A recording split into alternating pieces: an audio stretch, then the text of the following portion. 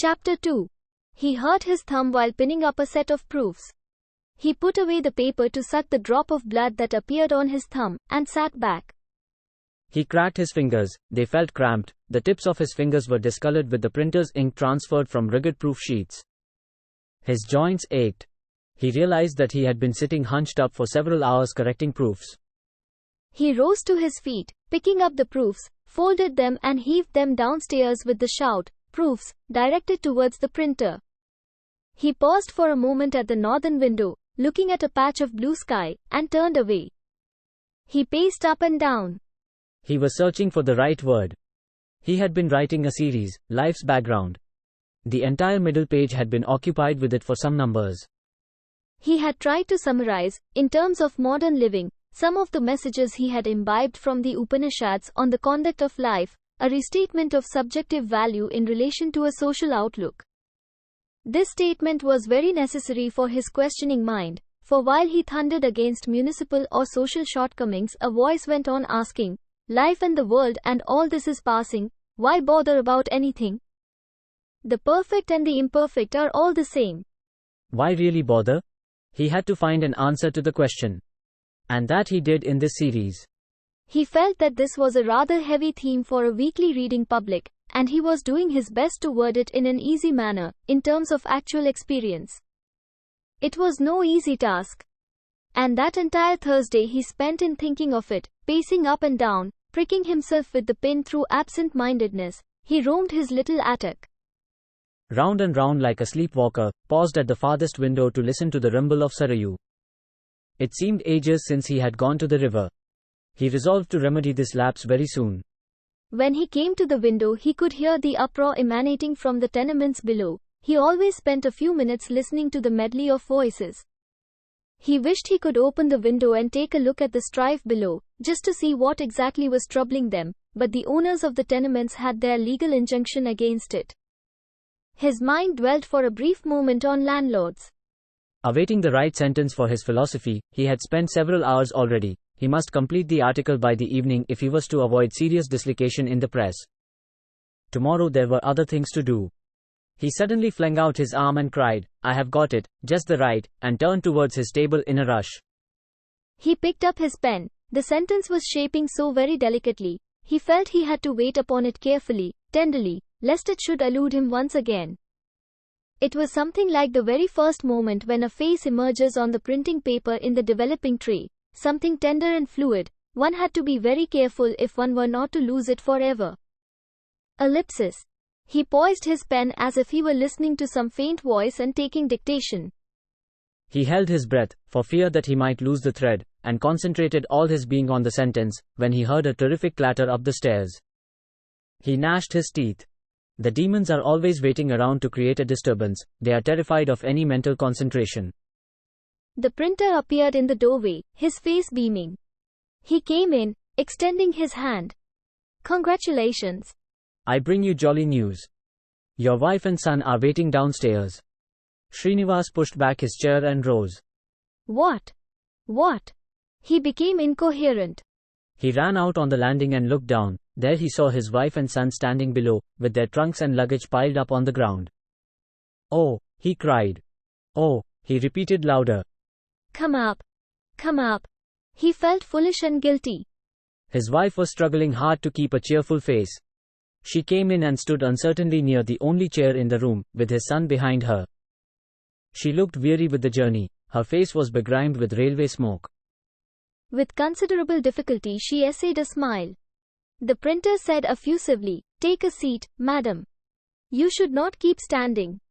It was evident that she was very tired, and she immediately acted on this advice. She sat down at the table and viewed it with bewilderment. "Why? Why have you all come so suddenly? Why didn't you write to me?" "I wrote 4 letters and my father wrote 2, she said quietly. He looked helplessly at the printer. He knew what it meant. He must have put them in the company of unopened letters. The boy said, "Grandfather wrote to this address, because we didn't know any other address." His mother finished the sentence. There was a certain strain and artificiality in the air, and the printer turned without a word and went downstairs muttering, "I will send the boy to fetch some coffee and tiffin." Now his wife burst into a sob as she asked, "What is the matter with you? Why do you neglect us in this way? You have not written for months. What have I done that I should be treated like this?" Her voice was cracked with sorrow. Srinivas was baffled. No, look here. You should not have worried. I was very busy these months. Being single-handed and having to do everything myself. But just one postcard. You could at least have told us your address. You treated me as if I were dead and made me the laughing-stock of our entire village. I have had to write to you 4 times to ask if I may come. The boy said, "Grandfather got your address from a copy of the paper." The boy spoke as if they had been doing a piece of detective work. "Oh, I see. But such a lot of letters come here." "Sometimes it happens," he meandered. His wife stopped crying, surveyed the room, and asked, "Is this where you live?" "Oh, no. I have a house. Let us go there." His eye fell on the sheet of paper on the table.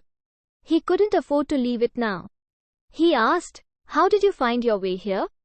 It must have been difficult." "We arrived here at the station at 2 o'clock, and for over 3 hours we went about searching for you, and then a student brought us here."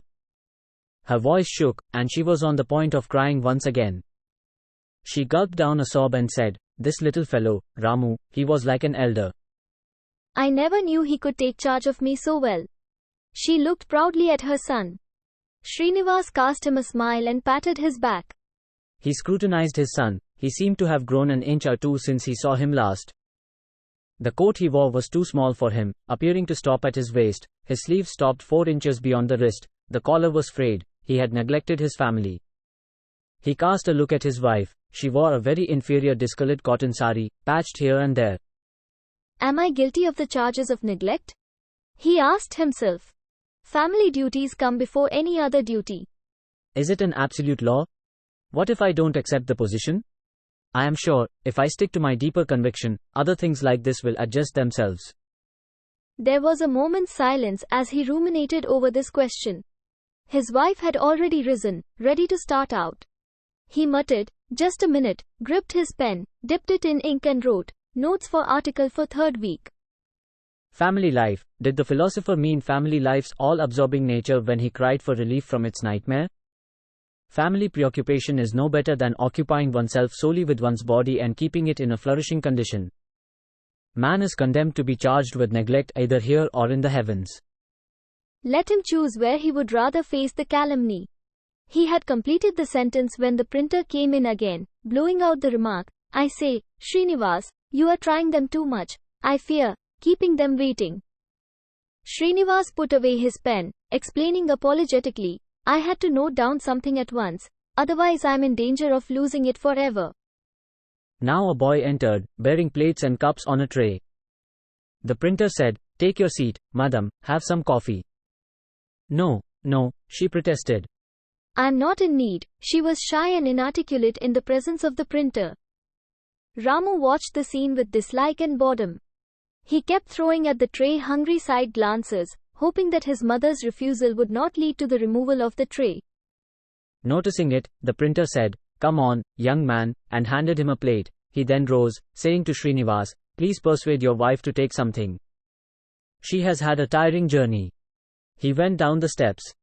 Srinivas held a plate to his wife. "Come on. Hotel food." "I can't," she said. She was brought up in a very orthodox manner in her little village. "And I can't eat any food without a bathe first." It'd be unthinkable. The boy tried to say through his full mouth, "Mother has been fasting since yesterday, wouldn't take anything on the way." "Why?" asked Srinivas. "Should you ask?" she replied. "What foolish nonsense is this?" Srinivas cried. He stood looking at her for a moment as if she were an embodiment of naughty problems. He knew what it was: rigorous upbringing, fear of pollution of touch by another caste, orthodox idiocies, all the rigorous compartmenting of human beings. He looked at her with despair. "Look here, I don't like all this.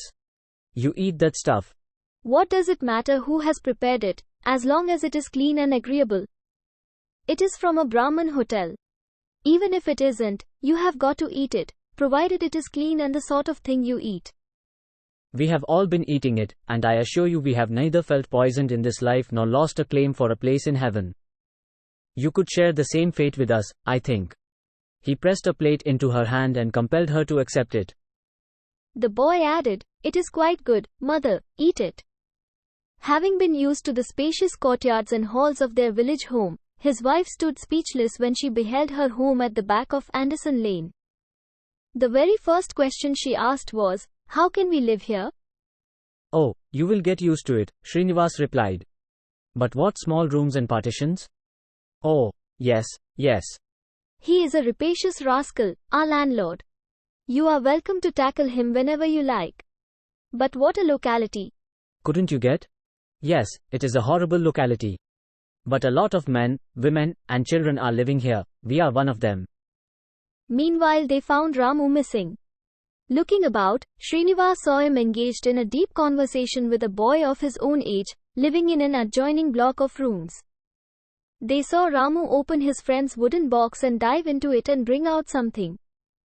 He seems to know already where everything is kept in that house, Srinivas said. Ramu, come here, he called.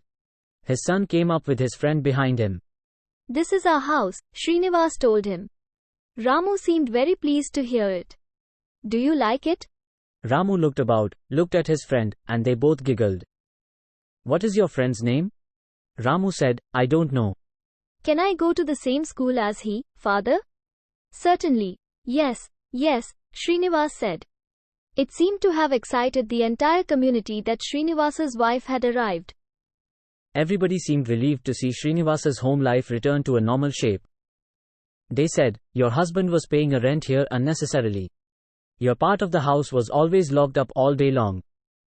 He doesn't seem to have cared for anything except his work. Even the old landlord turned up to see her. He said, I am an elder. Listen to my advice. I have experience of life enough for 4 of you.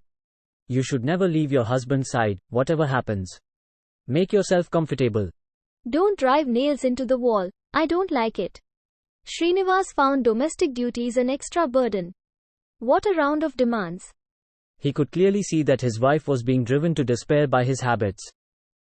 This was the first time that he was in sole charge of his wife and son, and he found that it gave him a peculiar view of them. All along in the joint family home they had been looked after by others, and he had no occasion to view his wife as a sole dependent. But now he found that it was so with a vengeance.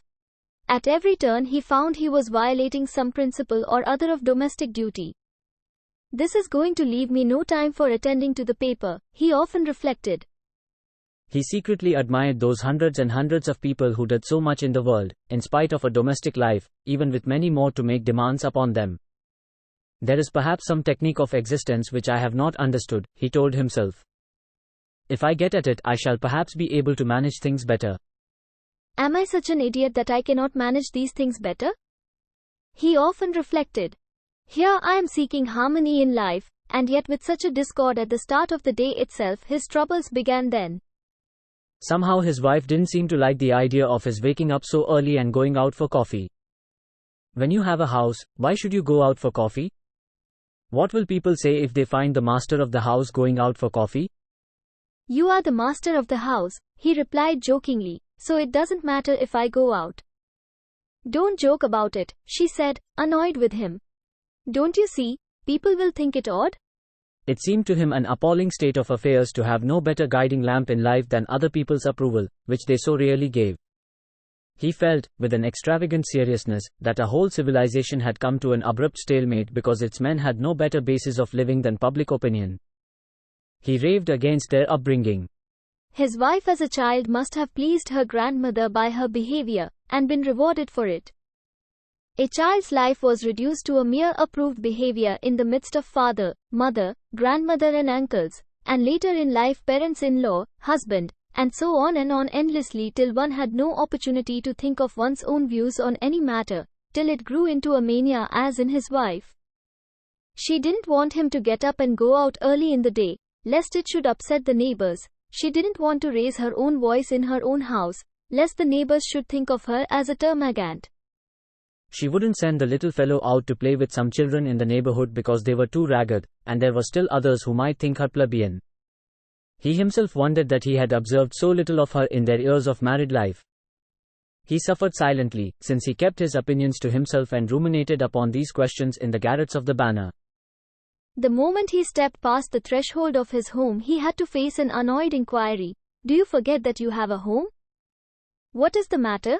He asked, going on to his coat stand, removing his coat or upper cloth, and putting it on the hook. He found his son already asleep on a mat in the front room while his wife sat in a corner reading some obscure novel.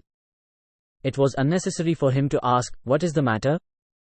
He knew that it must be the same set of causes over and over again. First and foremost, his late coming. Secondly, his lack of interest in home management. Thirdly, his apparent neglect of his child. Fourthly, insufficient money, and so on, stretching on to infinity. He didn't receive a reply, and he preferred not to press his question further, for he saw outlined against the opposite window the bank clerk's mother, doubtless waiting to follow the progress of the exchanges between them. He passed on to the dining room, where a couple of leaves were spread out ready. "Why can't you sit down and eat when you are hungry?" he said, "instead of sitting up like this for me?" "I certainly can't do that," she retorted, put away her novel, and rose without a smile, carrying the lamp in her hand. The leaf spread under the window was for him. He sat down before it. His fingers were ink-stained and cramped. "Please wash your fingers," she implored. "That ink may be poison." "I've tried." "I should have to scrub off my skin. That stain won't go." "I seem to be born with it," he said, feeling pleased with the idiom. The lamp was placed in the middle doorway so that there should be light both in the front room, where the child was sleeping, and in the kitchen. She served him rice, remarking apologetically, "Don't blame me if you find the dinner bare.